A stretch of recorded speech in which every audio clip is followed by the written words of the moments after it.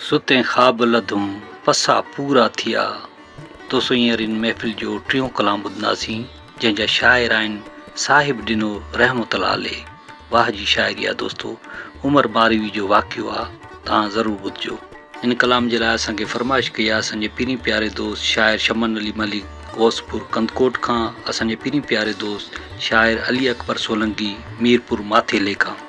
उस्ताद जलाल चांदी जी यादगार नायाब प्राइवेट महफ़िल वॉल्यूम नंबर 225 ASP तव्हां ॿुधी रहिया आहियो शाइर शमन अली मलिक गौसपुर कंदकोट वारे जे ताउन सां, जेको उस्ताद जलाल चांदी जो सचो आशिक़ ऐं प्यारो दोस्त आहे। दोस्तो अचो त पोइ गॾिजी ॿुधूं पंहिंजे चैनल कामरान जानी सिंधी यूट्यूब ते ऐं पेज फेसबुक ते।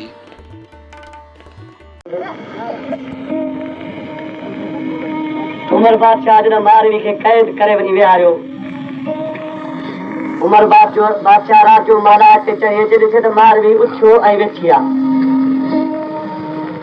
उमर बादशाह पुछे पियो मारवी खां, तूं हिन वक़्तु छो उथी वेठी आहीं? चई मूं ख़्वाब ॾिठो आहे। चई कहिड़ो ख़्वाब ॾिठो अथई ऐं कहिड़ो करे पई ॿुधाए, छा पई चएसि?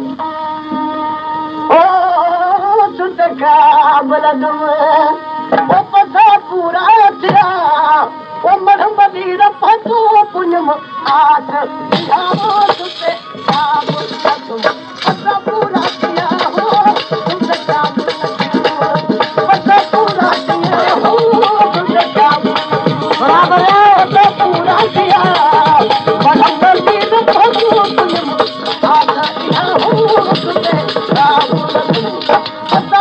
थिया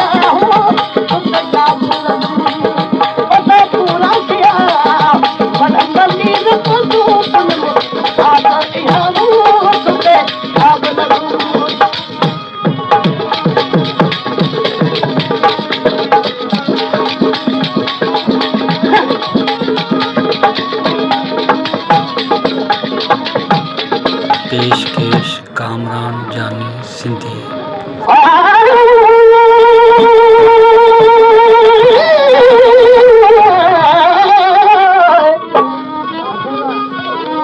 मरमू जो खरी ओ हलमू जो धरी न थोंदो ई हली ॾाढो पंगड़ो वरी। ओ मरमू जो खरी ओ हलमू जो धरी न थोंदो ई हली ॾाढो पंगड़ो हरी। मीठा मुठल ॾिसी ओजे पई माल फणी वो मीठा मुठल ॾिसी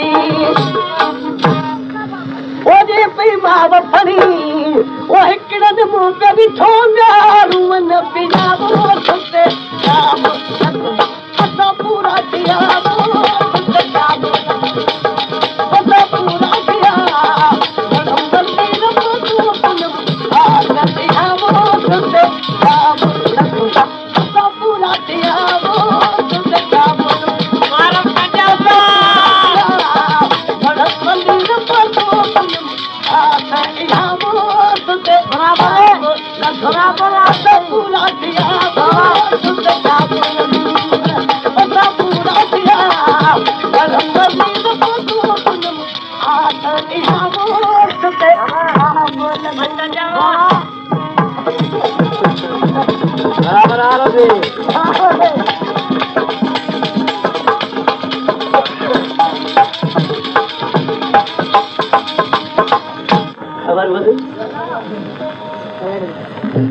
मारवी छा पई चए?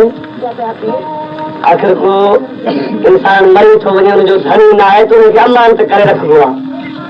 ॾिसी चए पई वो रखो महिमान करे वो बि नहू ॼाण परे परे बाबा माण्हू सभई पता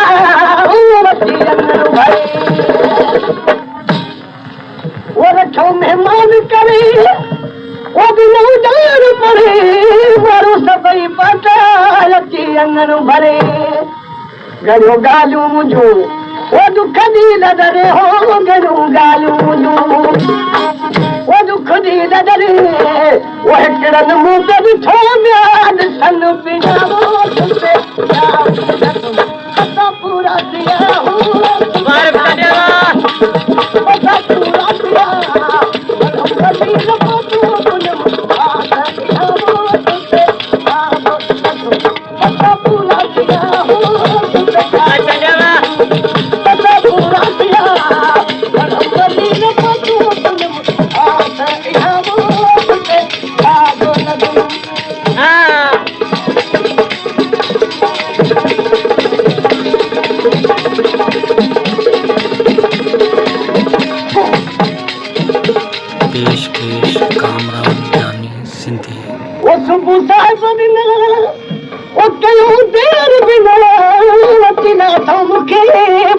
कबर के ना